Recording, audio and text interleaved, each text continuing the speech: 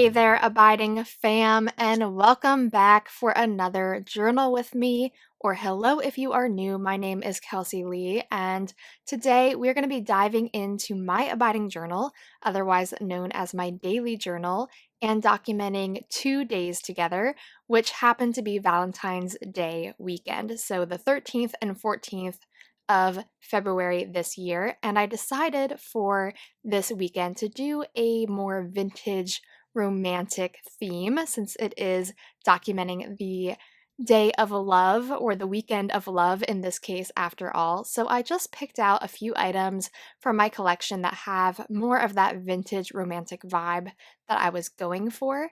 And I also printed out a few photos from these days, just made a little collage in my Pic Collage app and printed these out on my Canon Selfie. If you want to learn more about how I print photos for my journal, I do have a video all about it on my Creative Journaling for Beginners playlist, which I will link up in the cards for you.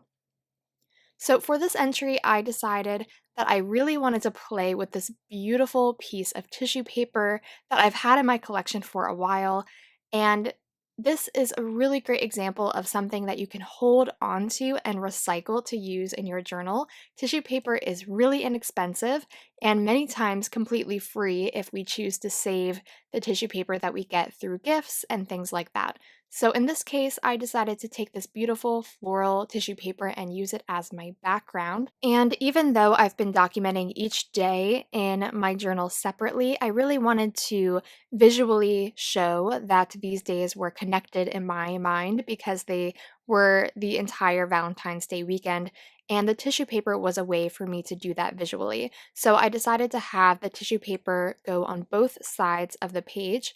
But to make it a little bit easier to adhere it, I did cut it in half, but still had the pattern line up when placing it down. And to adhere the paper to the journal page, all I did was put down a really thin layer of mixed media adhesive, which essentially is just glue. So you could do this technique with any glue that you probably happen to have in your house.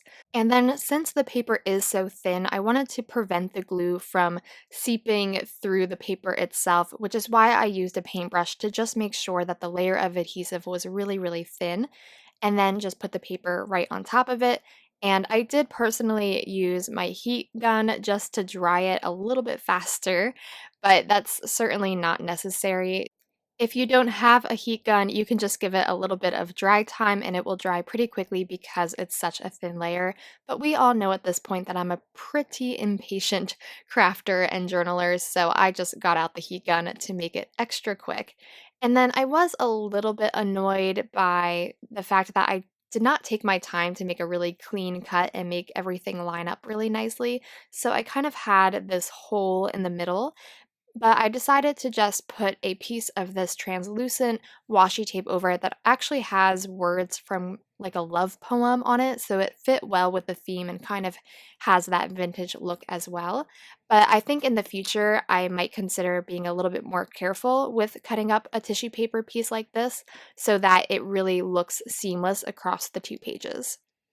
Now, of course, that we have our background down, it is time to just play with all of the fun things on top of it, including the photos and ephemera pieces that I had pulled out from my collection and the journaling cards. So this is basically what my journal process looks like, is me just taking a bunch of different items and moving them all over the page in all different kinds of layering and combinations until I get a look that I really like. And this is really all trial and error. Before I glue anything down, I'm just moving the pieces around and having fun figuring out what looks best to my eye. And as you can see, I really like to play with layering, and that is one of the reasons why it's really helpful to not glue anything down until you've kind of set up your layout, because it allows you to change the position of pieces and move things under or on top of other pieces to create that more collage look that really lends itself well,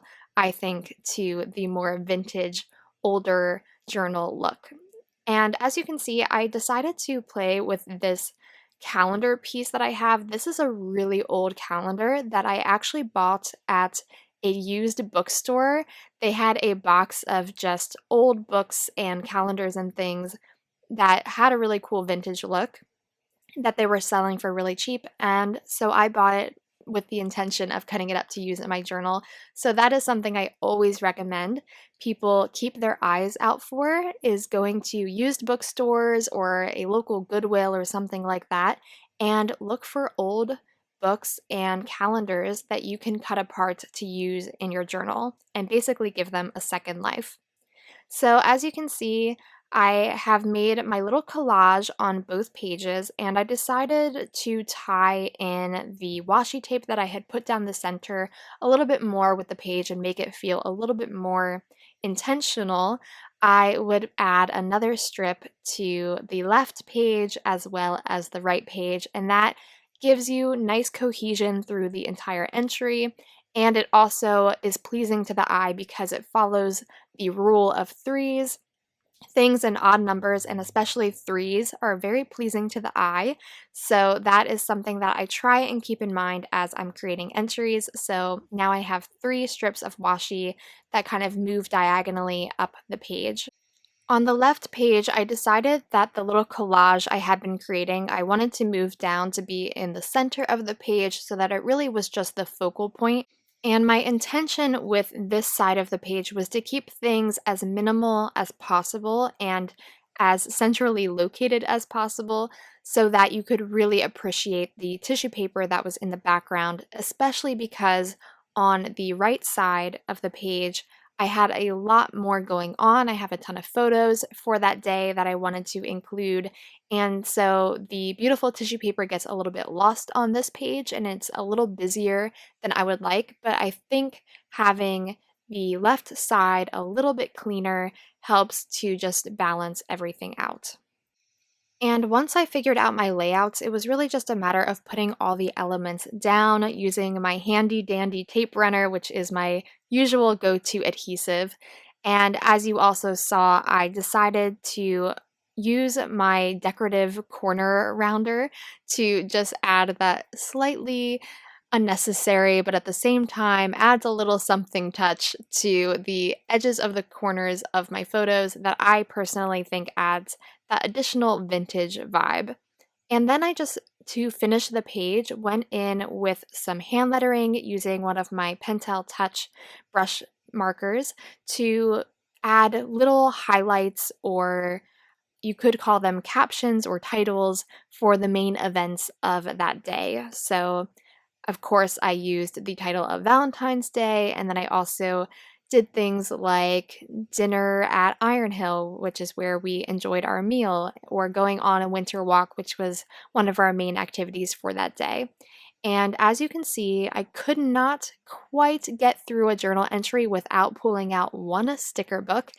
It's just inconceivable at this point. So I did break out a few stickers from my homemade sticker book from American Crafts and added those to the page, and the colors just worked perfectly with the tissue paper background, and I really think it brought the entire entry together. And then of course, fam, we can't have a journal entry without actual journaling. So my last step is just going in and writing down what happened on these days in my own words, which is something I can't recommend enough. There is absolutely beauty in art journaling and in representing the day with photos and ephemera and stickers, but there is something really special about having the events of your day documented in your own words, in your own handwriting. And so, no matter how you feel about your writing ability or your handwriting, I can't encourage you enough to take the time to write about your own day in your own words. And that, fam, is the finished entry. I really hope that you enjoyed this video. If you did, please give it a thumbs up and consider joining the Abiding fam by hitting that subscribe button. And I can't thank all of my patrons enough for making this possible, and I will look forward to bringing another video to you all very soon. Until then, keep exploring your abiding creativity and document a life abiding in faith, hope, and love.